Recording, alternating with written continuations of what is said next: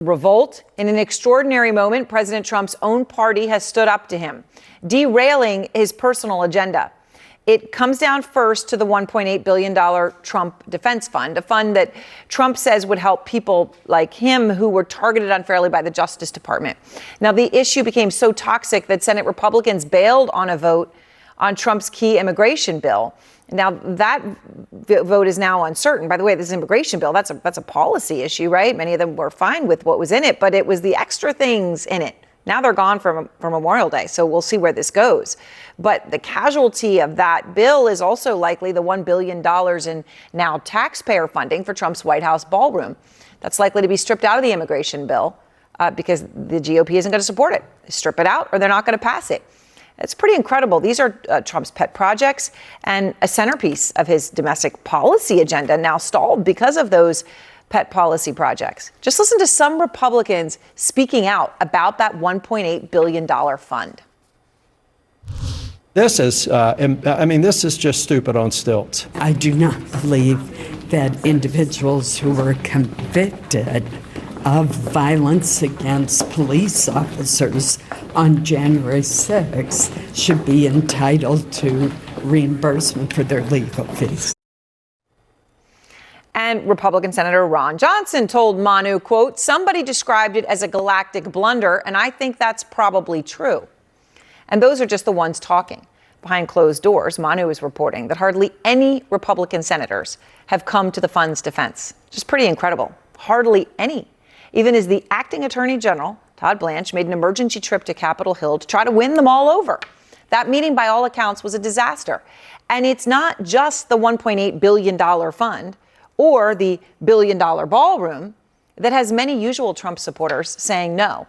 Just listen to this conversation on Fox News about Trump's controversial decision to back the Texas Attorney General Ken Paxton over sitting Senator John Cornyn in the Texas Senate primary.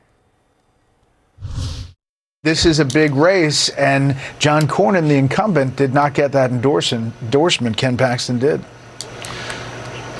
No, he didn't, and the reasons he didn't get it, I think, are pretty flimsy on the president's part, and I think that the seat is now at least in some danger.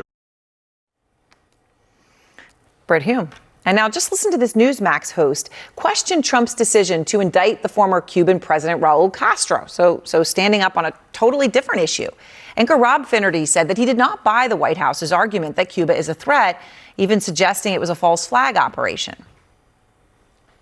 I think people struggle with how this is America first when gas is $4.55 a gallon right now. And according to a new Fox News poll, Trump's approval rating is at an all-time low among Republican voters, white voters, and rural voters. In fact, only 43% of white voters and rural voters approve of Trump's performance right now. Those were crucial groups in terms of getting him elected. And yet President Trump brags about his approval rating, right? He brags about that crosstab of that one NBC poll, right? But he's bragging also about an approval rating that's a little stunning for America First, right? Because this one's not in America. I'm right now at 99% in Israel. I could run for prime minister. 99% in Israel. Well, so much for America First. That comment did not go over with one-time Trump ally Tucker Carlson either. That president has spent the last year looking outward toward the approval of other nations. The last year has not made America great again.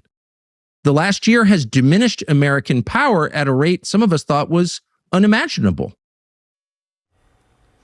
And Karl Rove wrote in the Wall Street Journal, quote, making things worse are Mr. Trump's erratic late-night missives. The president comes across more as a heckler at a UFC match than as a reassuring wartime commander-in-chief. The president's actions are helping Democrats that could give Democrats the House. Is this a turning point? It is. I mean, I think the turning point happened a couple weeks ago, and now the Republicans are catching up, and the barometer is always independence.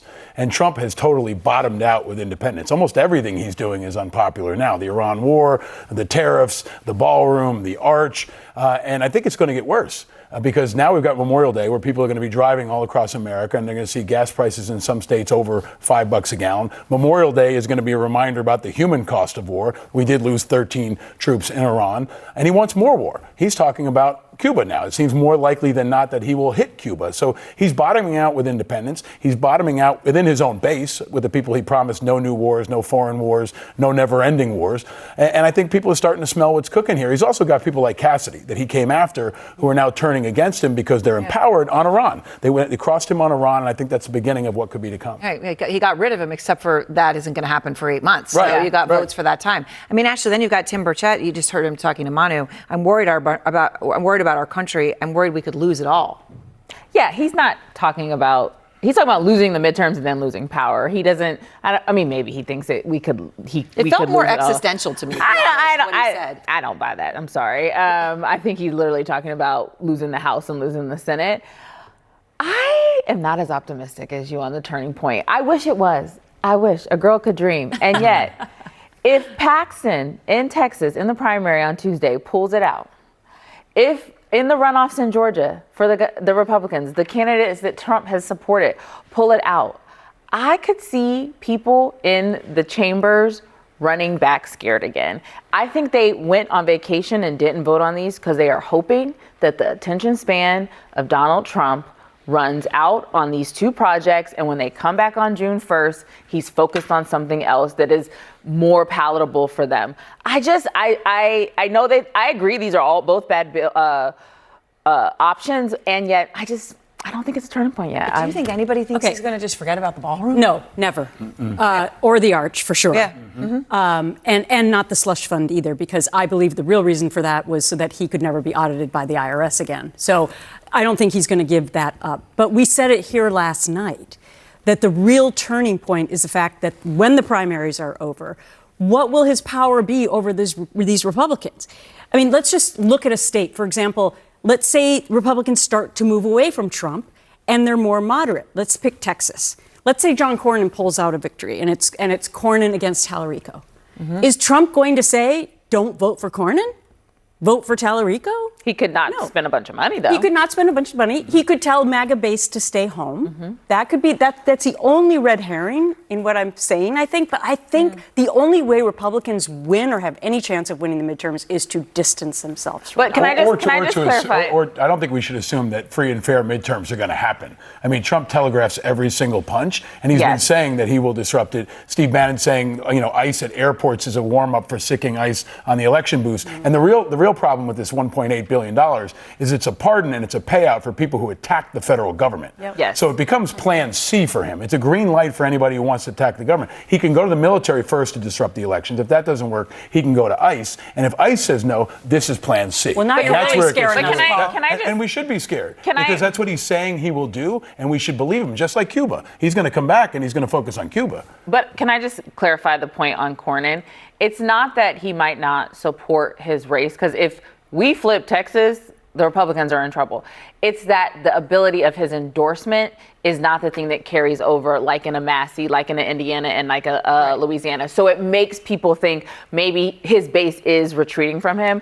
I agree that the question of we need to have fair and free elections, I think the sabotage is already happening. I think it happened in Tennessee. I think it might happen in South Carolina with redrawing district lines. I think it happened with the Supreme Court gutting the Voting Rights Act with the Calais decision. The sabotage is looking different this year than it did in 2020 when January 6th. But there are attempts to undermine this election right now by this administration. We all need to wake up I'll play to. devil's advocate for a second, though.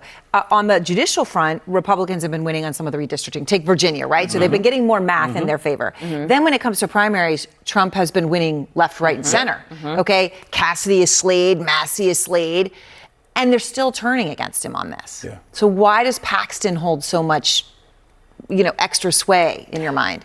I think it's because it's Texas, number one. I think it is because Cornyn is somewhat of an institution in the Senate, and because so many in the Senate actually, the institutionalists, even though I think Trump is part of the establishment now too, so many in the Senate actually are still in favor of Cornyn winning that race.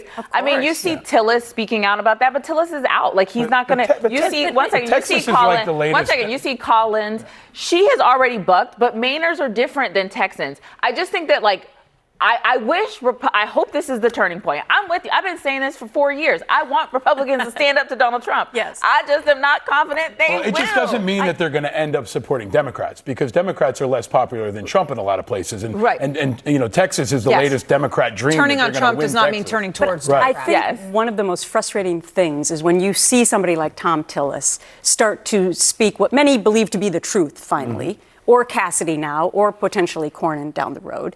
This is what American voters are so frustrated about with this whole system is, oh, now you found your conviction Yes. to say what so many other people actually think. Now you're actually going to stand up to something that you are talking about behind closed doors, but you never say publicly. This is why so many people are leaving both the Democrat and the right. Republican Party. I know you and I agree on this, Paul. Why so many people are sitting in the center saying, who should I go for? Who's actually going to tell me the truth?